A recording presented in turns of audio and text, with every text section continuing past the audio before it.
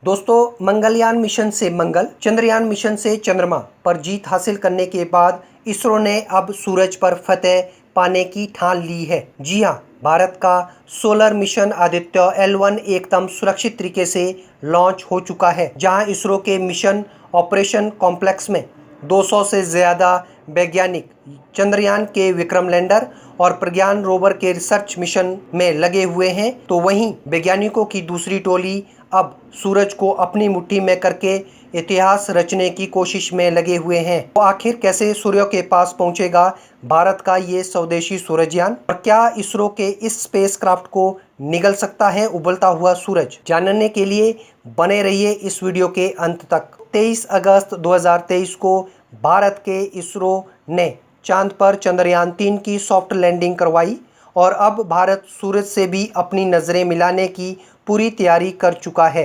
जी हां, इसरो का Aditya L1 spacecraft पूरी तरह से सुरक्षित लॉन्च हो चुका है। इसरो टीम के द्वारा पहले इसे आंध्र प्रदेश लाया गया, जहां इसे श्री हरिकोटा के सतीश धवन स्पेस सेंटर में इसरो के बाहुबली रॉकेट PSLV XL पर लोड किया गया। इसरो की टीम ने 2 दिन पहले ही इस खास मिशन की लॉन्चिंग का काउंटडाउन शुरू कर दिया था। दोस्तों, खुशी की बात यह है कि हमारा आदित्य L1 सुरक्षित लॉन्च हो गया है, जिससे भारत चंद्रयान की सफलता के महज 10 दिन बाद एक बार फिर इतिहास रचने की दिशा में उड़ान भर चुका है। 2 सितंबर 2023 के दिन सुबह 11:50 पर आदित्य L1 मिशन को लॉन्च किया गया। भारत का ये अंतरिक्ष यान पृथ्वी से पूरे 15 लाख किलोमीटर की दूरी पर जाकर सूर्य के गहरे राजों से पर्दा उठाएगा। और जब से इसरो ने ट्वीट करके अपने इस सूरजयान मिशन की खबर दी है, तब से लेकर दुनिया भर की स्पेस एजेंसी में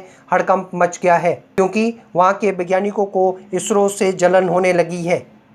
अब वो चाहते हैं कि वो भी कुछ बड़ा करके दिखाए, लेकिन बड़े दुख की बात है कि फिलहाल उनके पास लॉन्च करने के लिए कोई नया स्पेसक्राफ्ट नहीं है। साथियों, आदित्य L1 की बात करें तो यह भारत की तरफ से सूरज का अध्ययन करने भेजा जाने वाला पहला स्पेस मिशन है और धरती के ऑर्बिट से बाहर निकलने वाला 5वां मिशन है। इससे पहले इसरो चंद्रयान 1, मंगलयान, चंद्रयान 2 और चंद्रयान 3 जैसे मिशन को पृथ्वी की कक्षा से बाहर भेज चुका है। उसमें से 3 मिशन सफल हुए हैं। दोस्तों, इसमें खास बात तो यह है कि चारों मिशन के ऑर्बिट मिशन तो सफल हुए ही थे, यानी सभी स्पेसक्राफ्ट के ऑर्बिटल अपनी कक्षा में सही सलामत पहुंच ही चुके थे। बस चंद्रयान 2 की लैंडिंग फेल हुई थी। का मतलब ये है कि ऑर्बिट मिशन में भारत का सक्सेस रेट पूरा 100% है। आदित्य L1 भी एक ऑर्बिट मिशन ही है, जो पृथ्वी से 15 लाख किलोमीटर दूर सूरज और पृथ्वी के बीच मौजूद लैग्रेंज बिंदु 1 की हेलो ऑर्बिट में चक्कर लगाते हुए सूर्य का अध्ययन करेगा। आपको बता दें कि आदित्य L1 को आंध्र प्रदेश से उड़ान भरकर लैग्रेंज पॉइंट 1 तक पहुंचने में पूरे 109 दिन लगने वाले हैं और इस सफ़र में भारत का सूरजयान लगभग 50 लाख किलोमीटर से भी अधिक का ट्रैवल करने वाला है, क्योंकि इस बार भी इसरो हमेशा की तरह अपने इस अंतरिक्ष यान को पृथ्वी के अंडाकार ऑर्बिट में घुमाते हुए ही इसे लैग्रेंज पॉइंट 1 की तरफ भेजने वाला है, जिससे कम ईंधन का उपयोग हो और मिशन में सेफ्टी बनी रहे।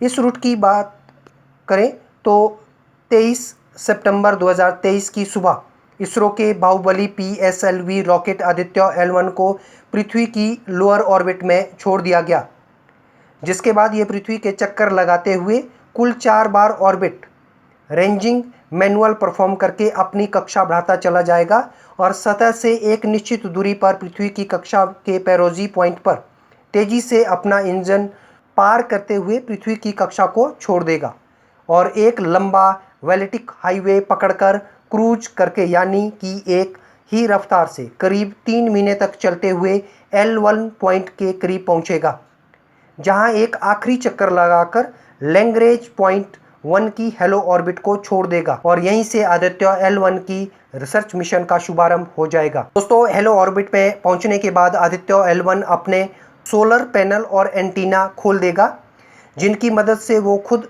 चार्ज करते हुए सूर्य की स्टडी करेगा। और एंटीना की मदद से डेटा को सीधा इसरो के कमांड सेंटर पर भेज पाएगा। इसके लिए ये अपने साथ एक नहीं बल्कि 7 पेलोड लेकर जा रहा है, यानी अंतरिक्ष में ये इसरो का चलता फिरता रिसर्च सेंटर होगा। तो सौरमंडल के जन्मदाता सूर्य के ऐसे रहस्यों से पर्दा उठाएगा जो देखकर पूरी दुनिया में हड़कंप मच जाएगा। साथियों, हमेशा से इसरो अपने स्पेस मिशन के स्वदेशी नाम रखते आया है, जैसा कि चंद्रयान और मंगलयान। ठीक उसी तरह से इस मिशन का नाम भी आदित्य L1 है, लेकिन ये इसलिए रखा गया है क्योंकि संस्कृत में आदित्य का मतलब होता है सूर्य और L1 का मतलब होता है लैग्रेंज पॉइंट 1।